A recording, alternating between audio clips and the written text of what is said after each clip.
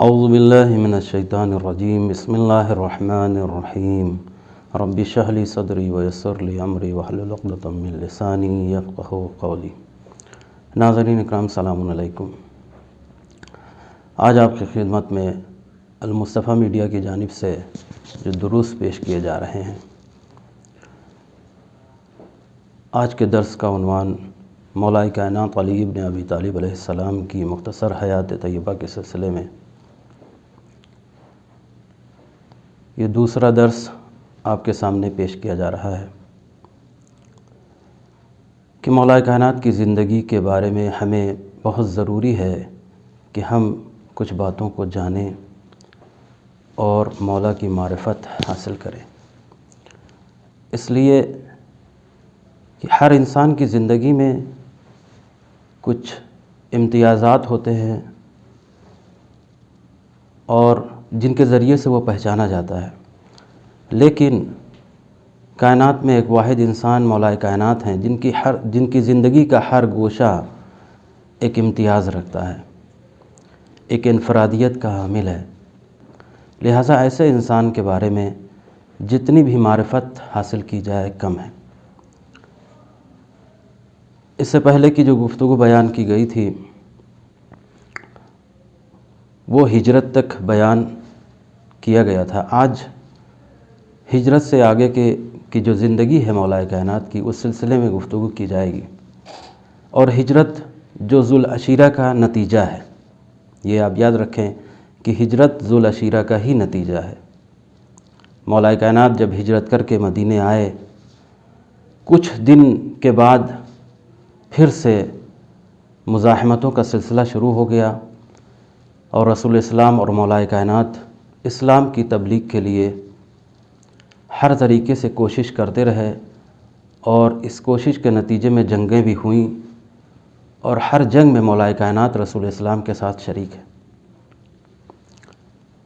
ہجرت کرنے کے بعد جو دوسری جنگ، سب سے پہلی جنگ جو ہوئی وہ جنگ بدر ہے، جو دوسری ہجری میں ہوئی، جس میں مولائے کائنات شریک ہیں، اور یہ جنگ رمضان المبارک کی 17 رمضان کو ہوئی، اور اس میں مسلمانوں کی تعداد 313 ہے، اور خالی ہاتھ ہیں مسلمان، جن کے پاس صرف 8 تلواریں ہیں، 3 گھوڑے ہیں۔ یہ کوئی اسلحے نہیں ہے ایک جنگ کے لیے، اور ادھر کفار کے پاس 1000 کا لشکر ہے اور ادھر 313 ہیں۔ لیکن جب جنگ ہوئی تو اس جنگ کا فتح کا صحرا مولائے کائنات کے سر باندھا گیا۔ کیوں؟ اس لیے کہ اس جنگ میں کفار و مشرکین کے 70 لوگ ہلاک ہوئے، جس میں سے 35 مولائے کائنات کے ہاتھوں ہلاک ہوئے، اور اس 35 میں بھی مولائے کائنات شامل ہیں۔ اسی طریقے سے مولائے کائنات کی زندگی آگے بڑھتی رہی۔ 3 ہجری میں جنگ احد ہوئی۔ تفصیلات عرض کرنے کا وقت نہیں ہے، تفصیلات آپ کتابوں میں دیکھ سکتے ہیں کہ جنگ احد کی جو مشہور جنگ ہے، آپ اس جنگ کو تاریخ کے کتابوں کے علاوہ قرآن میں دیکھیں تو بہت ساری آیات ہیں، 40 سے زیادہ آیات ہیں جو جنگ احد پر دلالت کرتی ہیں، جو بیان کرتی ہیں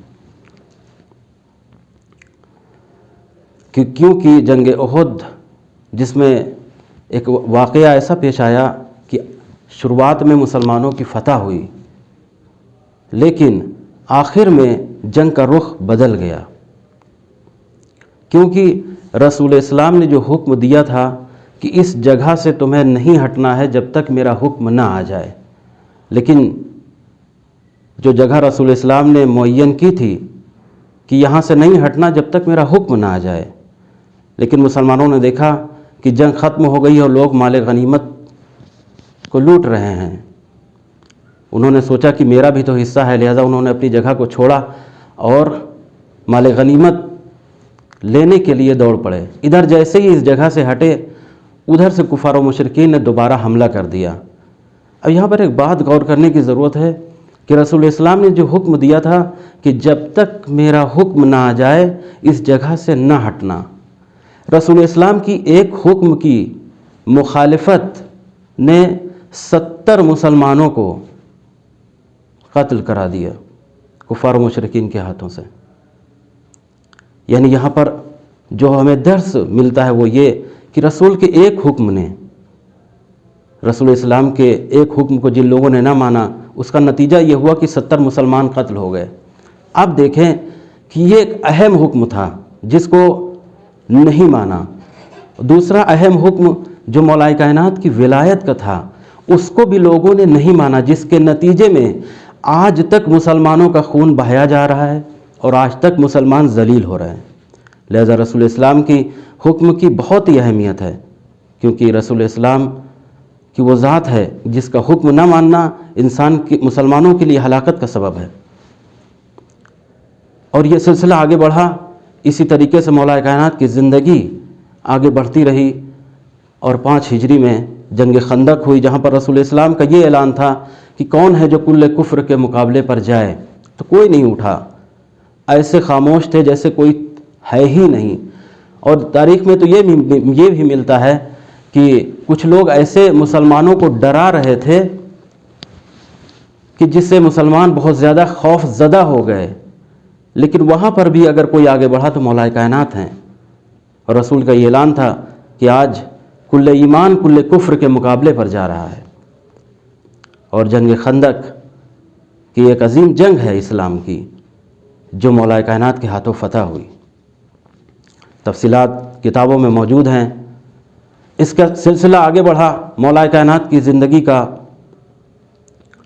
6 ہجری میں صلح حدیبیہ پیش آئی، اور صلح حدیبیہ بھی مولا کائنات کے ہاتھوں ہی لکھی گئی۔ جو صلح نامہ لکھا گیا وہ مولا کائنات کے ہاتھوں لکھا گیا۔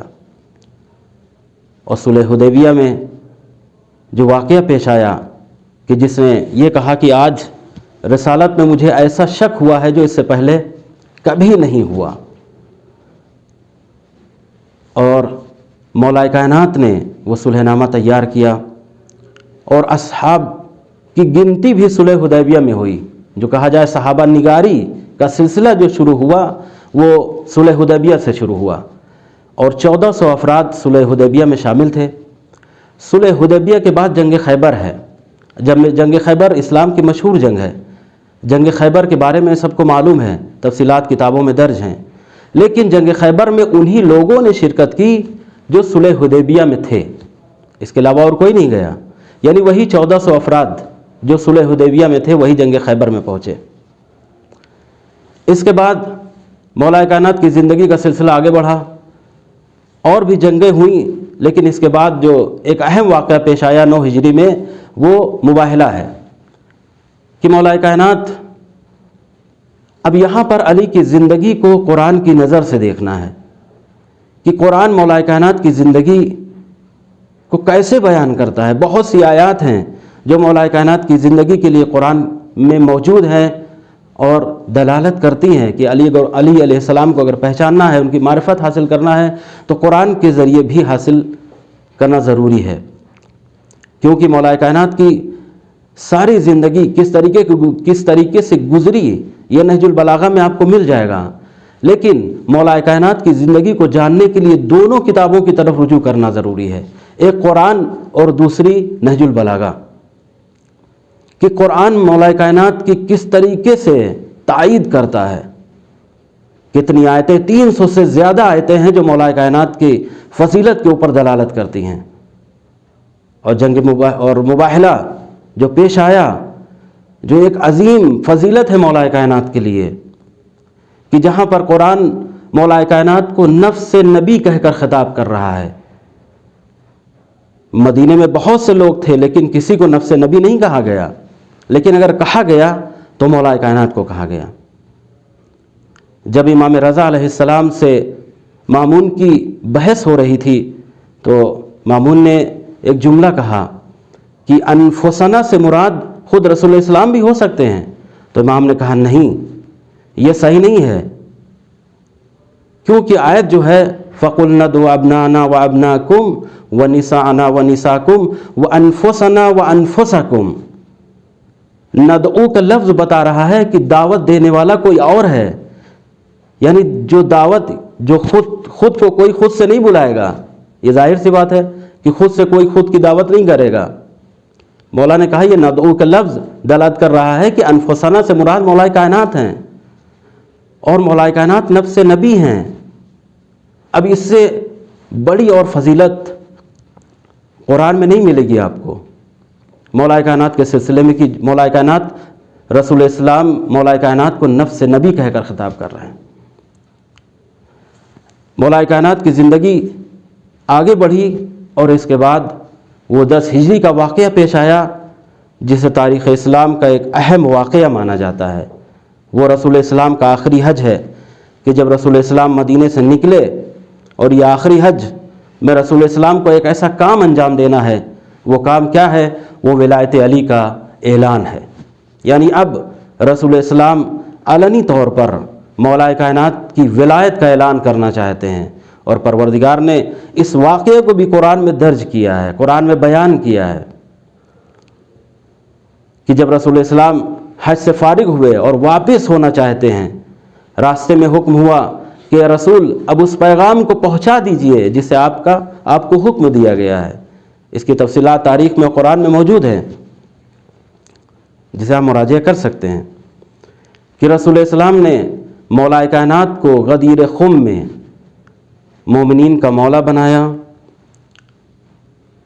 اور علی کو اپنا خلیفہ، اپنا وزیر، اپنا جانشین مقرر کیا۔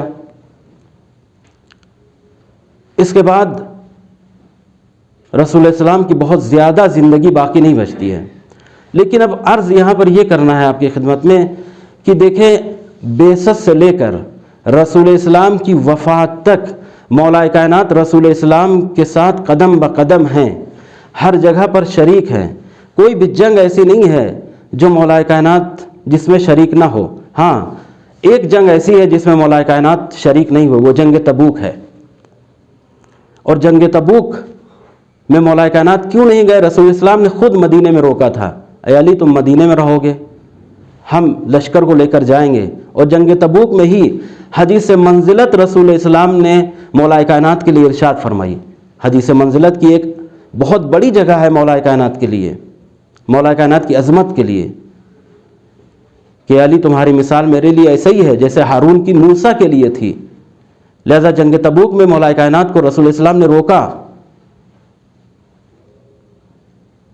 اور یہ حدیث منزلت رسول اسلام نے ارشاد فرمائی جنگ تبوک میں۔ اور مولا کائنات نے 26 جنگوں میں اسلام کی شرکت کی ہے، یعنی قدم بقدم مولا کائنات رسول اسلام کے ساتھ ہیں۔